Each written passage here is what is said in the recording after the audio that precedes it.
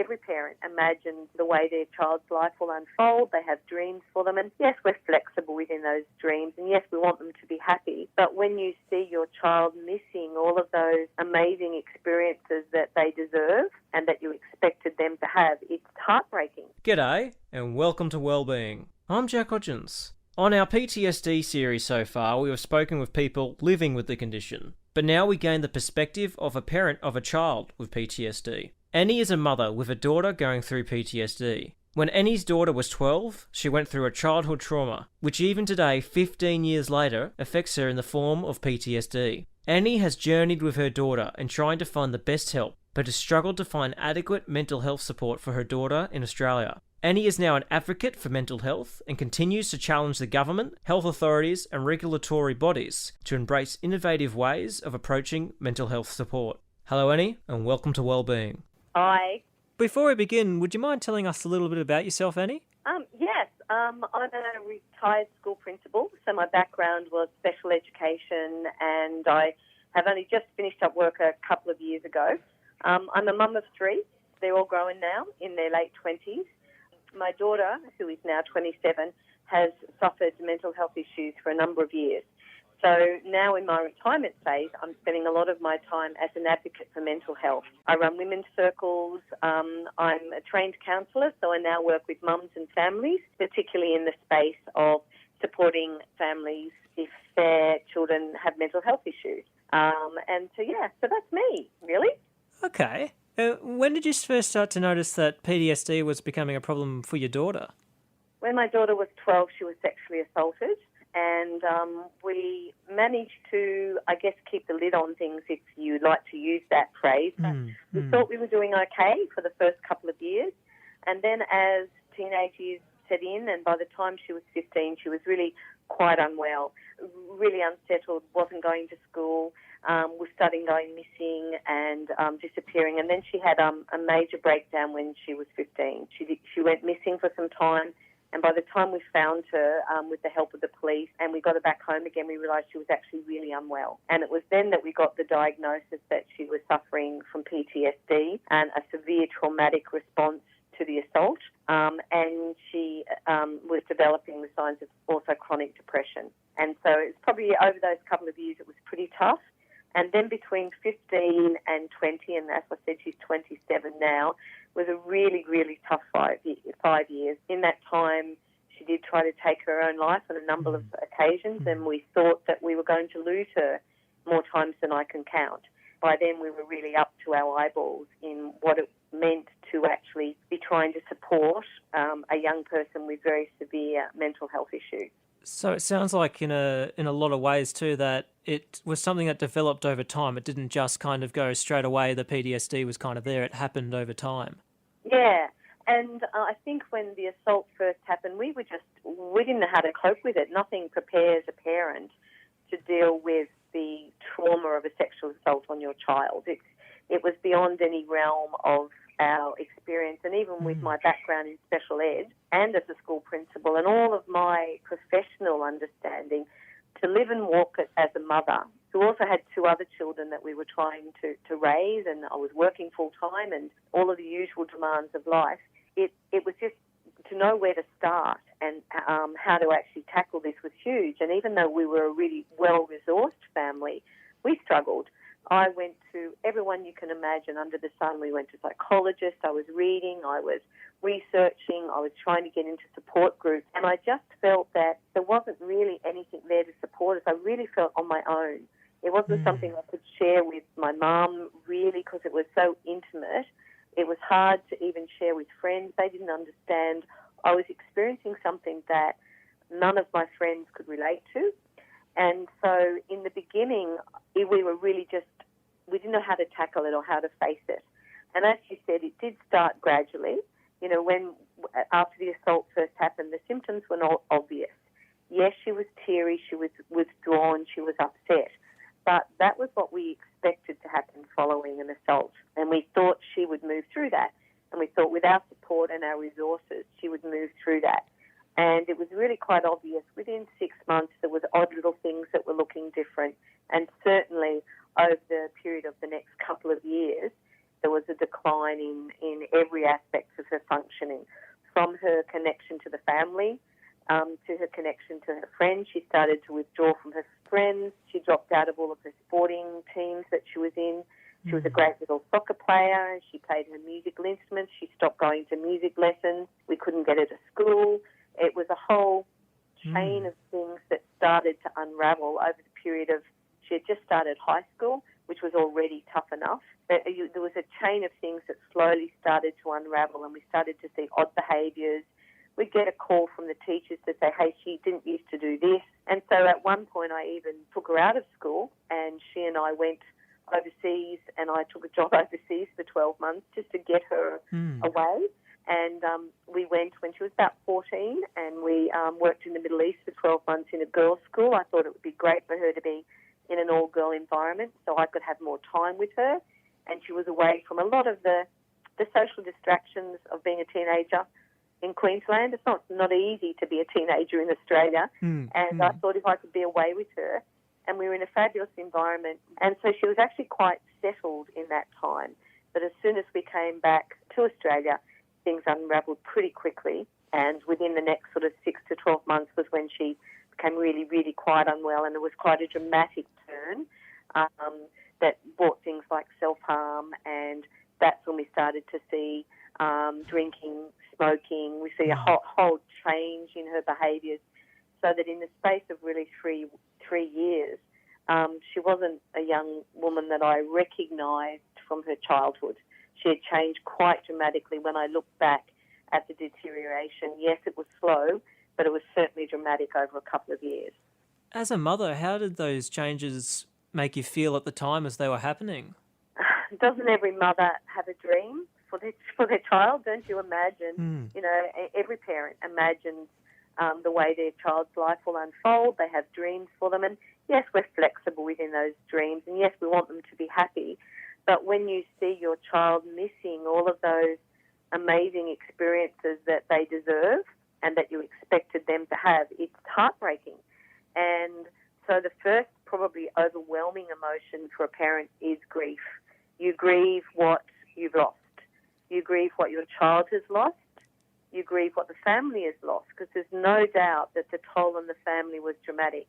We had 2 older boys trying to get through school and start university when our whole family was in disarray. And if ever anyone has had a child who's unwell, they know that the other children do need to give an awful lot. So the impact on the whole family was quite large. So there's a massive grief that every parent feels, grieving at what you've lost, at what should have been, at what your child deserves, at what they may never have, and grieving the fact that maybe she won't finish school, maybe this life for this little bright young button that I knew as a child has now been so disrupted that maybe it won't ever come back. So there's a huge grief. Fear plays a big part of it. The other strong emotion, I generally was fearful that she wouldn't make it, that she would be one of those thousands of young people who take their own life, and certainly she tried on occasions, and there was a period in her late teens where that seemed a real possibility. She would say, I just don't want to be here, Mum. It's not that I want to die. She said that it's just too hard. The pain's just too much. She said, I can't keep doing this. And how does a mother answer that? You know, and all I could say to her was, and she actually would say to me, I'm only alive because of you. And she said, I can't leave because I couldn't leave you and Dad. And I would say to her, well, that's good enough for me now. If that's what's keeping you alive today, I'll live with that. That's okay. But one day, hopefully, you'll be alive for you. So there's this massive grief about what should have been. There's this massive fear that you could lose your child, that this is a real, real possibility. And then comes the really, really wicked one of guilt. And then you start to say, could I have done things differently? Did I not parent her well enough? Why is she not coping? Was it my fault that she was in the place where she was assaulted? Why didn't I protect her? So all of these completely illogical thoughts and emotions come through you. So you've got coursing through your body. You have fear that you'll lose your child. You have grief that their life is going to be one of suffering. No parent wants to see their child suffer. And then comes in the big killer of them all, which is guilt, that maybe this in some way is my fault. If it's genetic and she doesn't have the genes to be able to deal with it, did I cause that? Was it her birth? Was it her childhood? Was it my parenting? All of these emotions come in, and the whole stability of yourself as a mother and yourself as a woman, your whole family, your whole focus in life is completely shifted when you have a very unwell child with mental health issues. Was it quite hard also for the siblings in the household? Absolutely, and her brothers reacted differently. One of her brothers was heartbroken to see her suffer, and he found it emotionally very hard to connect with what was going on. He today works in the area of healing and mental health, and in a physical sense. So his actually career has been affected by that. He still finds it hard when she's unwell, and the drama and the crisis that comes into our life. So I have no doubt that as he was more sensitive, it's affected his own mental health. But he manages it very, very differently, and he has a really good relationship with his sister. The other boy, very black and white, very much it's, Mum, you spent your whole life telling us we were in charge of our behaviours, to be responsible for our actions, but hey, Mum, you excuse so many actions of her. How come you do that? And he couldn't understand mental health, and he found it very hard to have a relationship with her. Now they're older, obviously, and she is more well than she was in the late teens. He has a relationship with her, but he still, you can see he holds her at arm's length. He's very protective of me, and he's still angry with her that she's caused us all to suffer. So two very different outcomes from the same experiences. Now, they were slightly older. They were at different places in their life when things happened. But certainly it's absolutely affected the dynamics of the whole family. You're listening to Wellbeing, a nationally distributed radio show and podcast. My guest today is Annie, a mother who has a daughter with PTSD. What were some of the strategies that you had to help your daughter? Well, first I started on the treadmill of going, okay, this is what it is. What resources are out there to help me? And so we first tried the traditional sexual assault services that are available through the government. And whilst we found them initially helpful when she was very young, they didn't prevent her mental health issues from getting worse. They were inconsistent, so you could only have a certain number of sessions, you could only go for a certain amount of time, and I didn't actually find that traditional talk therapy, which is what most of those counselling sessions were, actually worked for my daughter. And certainly nothing that we tried in those early years stopped the mental health issues from accelerating to the crisis that we hit when she was 15. So it was after when she was actually diagnosed with PTSD that we started to look at it not just as an emotional response, but maybe as more a psychiatric response. And actually, I started to do more research on trauma. And I learned so much about how trauma changes the way that our nervous system functions. And what I realised was that my daughter's whole nervous system had been disrupted by this trauma. I couldn't understand why her response was so severe, but I have since then learned that a response to trauma is so personal. It's who we were before the trauma happened that determines how we cope with it. And for whatever reason, our daughter didn't cope with this trauma very well. So I started to do my look into, okay, what's the treatment for trauma out there? And we got a good psychiatrist. It took many years to find a good psychiatrist, and I don't mean to be unkind to the profession, but if you find a good psychiatrist, you hold on to them with both your hands. So even when my daughter was living overseas and interstate, we come back to this psychiatrist in Sydney, because a psychiatrist with compassion and innovation and creativity is a true gift. So we finally found a good psychiatrist, and we began trialling a whole series of medications. And over the course of years, we discovered that equally, in the same way that talk therapy hadn't been the answer, neither had medication.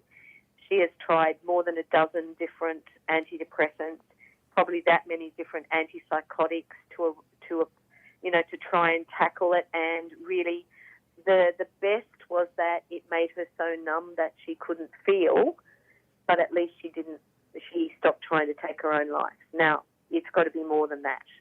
Just actually stopping. It's not actually about the absence of desire to kill yourself. It's surely got to be about thriving and moving and healing. And we didn't find anything the psychiatrist could offer brought any promise of healing. At the very best, it maybe would mask some of the symptoms, but it replaced those symptoms with another set. So what you gained on one hand, you lost on the other.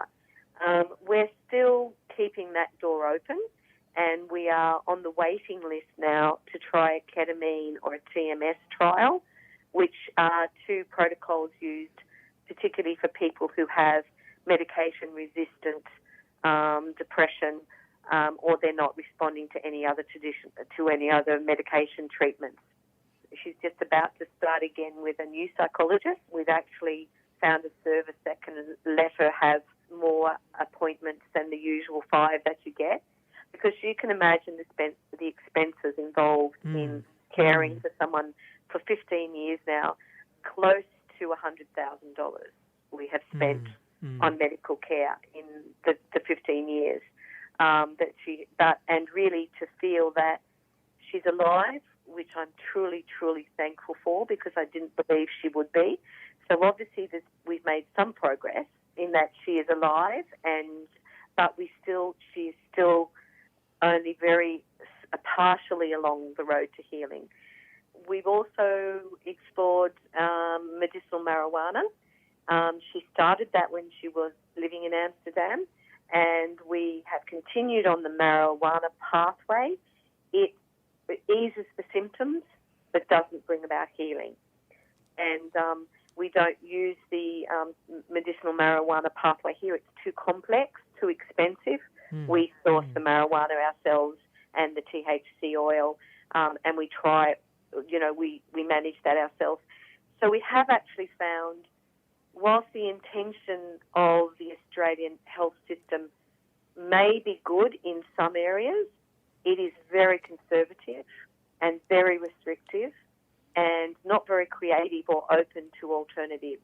It's very much, this is what we offer here, and if that works for you, well, then we're happy. But if it doesn't work for you, we're really not able, maybe, or willing, might be a bit harsh, to support other alternatives.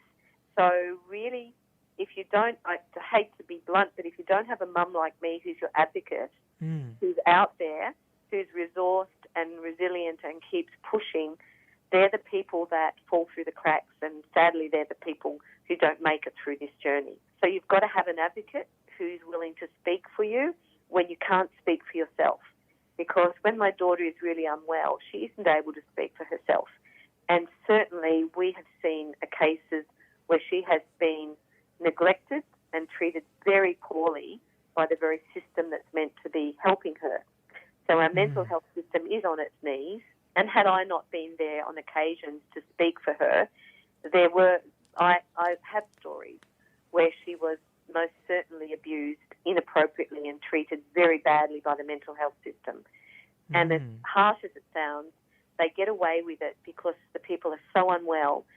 They got away with it because when I finally got her out of whatever awful situation she was in a mental health unit or in the police custody, by the time I got her out, I didn't have the energy or time to fight with them.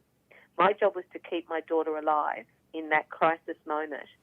That's why our system sometimes gets away with such appalling behaviour that would actually mortify people who hadn't been involved in the mental health area. Before our daughter became unwell, I didn't know what a mess mental health was. We're one of the most wealthy countries in the world. Is this the best we can do? We've got a Medicare system which is fabulous. Is this the best we can do? It isn't. The good news is we're starting to to become more aware, and awareness comes before change. More people die of mental health issues in a year than COVID has taken. Imagine if they put 1% of the energy and money that went into COVID into mental health. What a difference that could have made. More people die from suicide than have died from COVID every year. Why have we been driven to do something about COVID but not mental health? Well, COVID, we were all frightened, and in mental health, only those who have lost a loved one or who've been touched by mental health are frightened, and maybe mental health is still a taboo. Maybe it's still too confronting. But we've come a long way. Look where we were 100 years ago. There were asylums and we locked people away and we gave them we electrocuted them and we did all these awful things, and we drugged them and we chained them and put them in straitjackets. We have come so far, but for the world that we live in and the potential that we have and the knowledge that we have, the fact that we're stuck in this traditional Western medicine approach to mental health and we can't break out of that as a parent is damn frustrating. We can do better. You're listening to Wellbeing, a nationally distributed radio show and podcast. My guest today is Annie, a mother who has a daughter with PTSD. Then how much support is actually out there then, particularly for the family members of those affected by PTSD?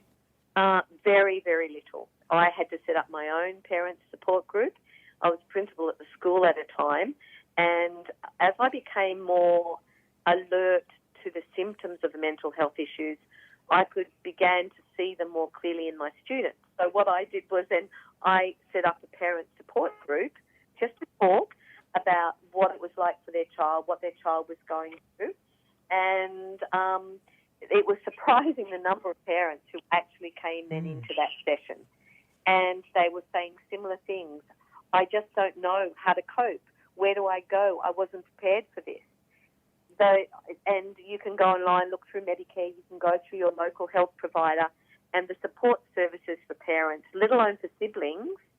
If she had had cancer, the support we would have got through the health system for the family and the siblings would have been amazing. But because she had a mental health issue, it just wasn't there. So we don't treat all illness equally in Australia. Some illnesses are well funded and well supported and accepted, and you can talk about it, and there are networks out there.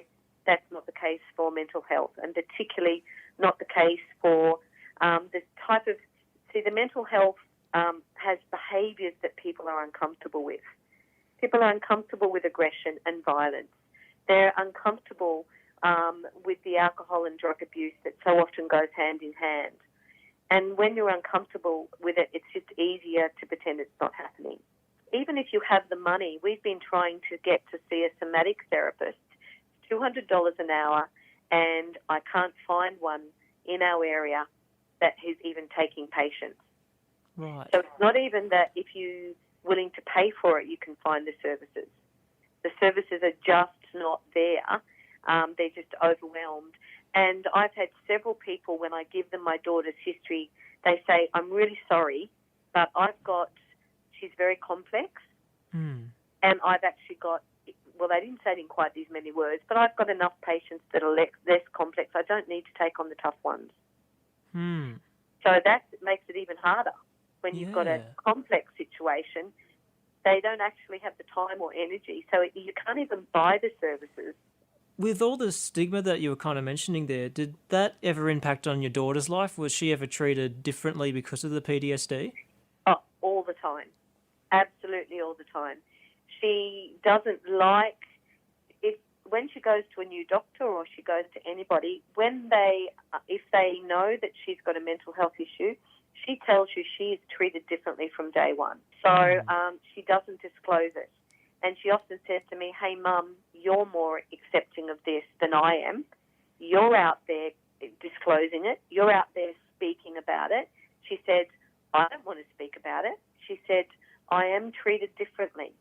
And the difficulty also for people with mental health is very often they've been involved with the police, because the police, on occasions when my daughter was younger, they would pick her up and they would bring her home, or they would take her to the hospital. So many people with mental health come in contact with the police. And there's another whole chapter we could write there. How well are our police trained to deal with mental health? But she actually now has PTSD relating to the police. Right. She can't walk past a police officer. She can't drive past a police station without having a minor panic attack. Her lips go a little bit blue. We were at the shopping centre recently, and the police were walking as they do, and I turn around and she's gone, and I the look around, and here she is. She's into a shop in a dress rack, and I said, "Are you shopping?" She said, "No, I'm hiding from the police." And I went, "But you haven't done anything wrong." She said, "I can't see them." And so they don't realise the trauma they are passing on. And indeed, my daughter's psychiatrist says that a significant amount of her trauma now is actually not to do with the original assault. It's to do with the treatment at the hands of the police and the mental health services in the past 10 years. Now, that's a big statement, and I can't prove that. I can't substantiate it. As a mum, I don't need to. I just need to know that I don't let my daughter go anywhere near the police for any occasion. So if there's anything, for any reason I think the police would be involved, I'm there at front and centre, and I go up to the police officer and I will say, I'm here to advocate for my daughter. We have I've got a legal document in place so that I can do that. All of this I had to learn. I didn't know how to do this, and I didn't know how fierce I could be until I was protecting my child from harm. So we've now got a legal document, and if the police are involved, I go up to them nicely and respectfully and say, look, my daughter isn't well. She has PTSD and severe depression. She's likely to be highly volatile and distressed. I said, I need to know, are you trained in mental health? Are you going to support me in this? And if you're not, I just need to know what I need to do to protect her. Where do you hope that your daughter's life will go? I'm hoping that she will find healing, and together I keep bringing her resources. That's my job, is to keep bringing her resources so that she can find healing. I didn't believe there was healing before. I wasn't really sure that she would heal from this. I actually now believe there is healing. And I believe that progress is being made in a whole range, whole number of modalities. And I believe that the right modality is out there for her that will bring about healing. But I also believe that she will carry the scars of the last 15 years with her into wherever she goes. Now, those scars could be positive and could lead her down a path that she maybe would never have gone on had this not happened. But those scars will also mean she will see the world differently and experience the world differently had the assault not happened. At the moment she's with us, I'm hoping that soon she may be able to go back to Amsterdam where she was living and start a life again. The difficulty also, unfortunately, with mental health is that physical health is entwined. And we tend not to think of that. We tend to think, oh, wow, depression is this. But remember, depression is a misfiring nervous system. And if your nervous system is misfiring, it's also going to affect the physical side that your nervous system regulates. And so the comorbidity or the connection between people with depression and other physical illness is off the charts. People with depression die younger. They don't live as long. They have a higher rate of cancer. How can that be? They have a higher rate of just about every other illness. And so illnesses that lay sort of potentially dormant in our genes can be triggered by a dysfunctioning nervous system. So my daughter is now entering a phase with a string of physical illnesses. Physical illnesses that you can't fake. They're not psychosomatic. They're not made up. They're because the whole nervous system isn't functioning properly. And so we've got to remember that sometimes people with mental health issues develop chronic physical issues, and they can't, then that affects their ability to work, and work is so much a way to help you move through your mental health. My daughter at the moment, she's had several surgeries, and for an unrelated thing that I wonder, I say to myself, would she have got this had she not had the mental health? Would this have become an issue for her had she not had 15 years of a disrupted nervous system? So now she's not able to work or play sport. what were her two big outlets for her mental health? Was when she was going to work and when she was physically doing things. So if you add a physical illness on top of a mental health issue, you've actually added another complexity. What would be the take-home from this interview you'd want people to remember the most? To remember the most is that mental health issues are an epidemic in our modern world. With so much social isolation, so much disruption in families, I bet just about everyone out there knows someone who's suffered from mental health. It's time now not to brush it under the carpet. It's time now to actually put it right up there and say, hey, that could be you. For the grace of God, go I. If any parent could have been sitting exactly where I am today, through no fault of their own, just the way that things happened. So if you're not touched now, you may be, or maybe there's someone out there that's suffering and you just don't know it, because people become very skilled at hiding their suffering and their pain. So the number one message is, hey, it's out there. It's your neighbour. It's the person sitting next to you at work. Or if it's not now, then it could be your child. So let's bring this out there, number one. And number two, let's challenge the way that our government looks at mental health. This isn't the time to be conservative. Throw out everything you've tried before because it hasn't worked. Open the doors and actually put people in charge of this area who are going to do something different. It's time for different. It's time to see mental health for what it is, and it's time to do things differently. It's not good enough. We can do better. People are suffering unnecessarily because we're not willing to confront. And I think that the change will happen. Change is knocking at the door. No, change is kicking the door down. And we're starting to see things happening all around the world. And I actually have to admit I'm a little embarrassed to be an Australian at the moment. When I look at the services that my daughter could access if we went back to the UK or if we went back to Europe with her, if I look at the approaches we're seeing around the world, and I look at what the Therapeutic Goods Association, what the TGA is doing here in Australia, and what our state health services are doing, I actually feel a bit embarrassed that such a wealthy country is doing such a poor job, and that Australians are taking their kids and their family members overseas. In so many medical areas, Australians who can afford it are bailing and moving overseas, and mental health is a big one. The services are just not here, and people are pushing. People are arguing to try and get change, and they're having the wind knocked out of them time and time again by a system that, for whatever reason, and I don't even want to begin to try and unpack why these changes are not happening in Australia. They're not happening. That's just the reality.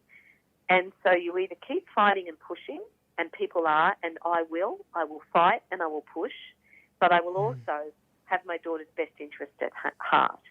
And if I can't get what I need here, now the borders are open again. We're watching. If I can't get what I need here in the next few months, we'll take her back to Europe. Well, thank you for sharing your story with us today, Annie, and thank you for your work too in being an advocate for mental health. It was really a pleasure talking with you.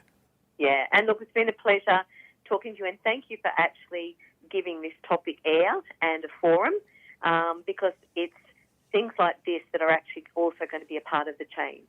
My guest today was Annie, a mother of a daughter with PTSD. Tune into the next episode when we speak with an Air Force veteran with a PTSD journey. And if you like this content, check out the Wellbeing podcast for more. Thank you for listening. I'm Jack Hodgins, and all of us at Wellbeing wish you well. Wellbeing wish you well. Wellbeing wish you well. Wellbeing wish you well.